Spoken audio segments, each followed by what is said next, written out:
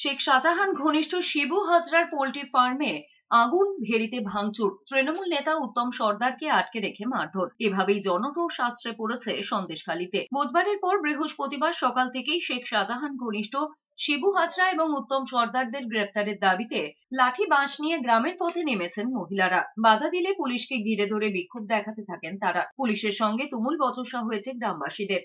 শিবপ্রসাদ হাজরা এবং সন্দেশখালী তৃণমূল অঞ্চল সভাপতি গৌতম সর্দারের গ্রেপ্তারের দাবি জানাতে থাকেন তারা। গ্রামবাসীদের অভিযোগ, 2 থেকে 3 বছর ধরে জোর করে চাষের জমি, সেচ খাল দখল করে একের পর এক ভেড়ি বানিয়েছে শাহজাহান ঘনিষ্ঠ শিবপ্রসাদ হাজরা এবং উত্তম সর্দাররা।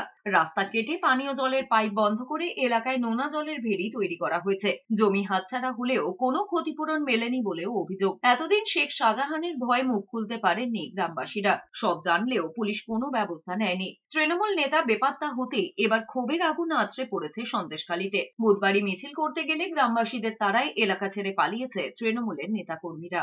ওদের ইচ্ছা মতন চলতে হবে, ওরা যা বলবে সেই মতন করতে হবে। আমাদের জমি জায়গা সব নিয়ে রেখেছে, টাকা পয়সা দেওয়ার নাম নেই। বছরের পর ওইভাবে চলতে, এইখানে ফাঁকা জায়গা ছিল, মাঠ ছিল, খেলার জায়গা ছিল, কি অবস্থা করেছে দেখুন। পোলট্রির গন্ধে, গুইয়ের গন্ধে আমরা এইখান দিয়ে যেতে পারি না। পোলট্রির এখানে একদম পুরো ফ্রেশ হাওয়া ছিল, সেইখানে এখানে বাচ্চারা কাছে খেলাধুলো করতো, সেই মাঠটাও নষ্ট করে দিয়েছে। এই পাশে পেছনেও মাঠ ছিল, সেটাও কেটে পুকুর করে দিয়েছে। মানে যা ইচ্ছা তাই করেছে। যখনই ফোন করবে তখনই যেতে হবে।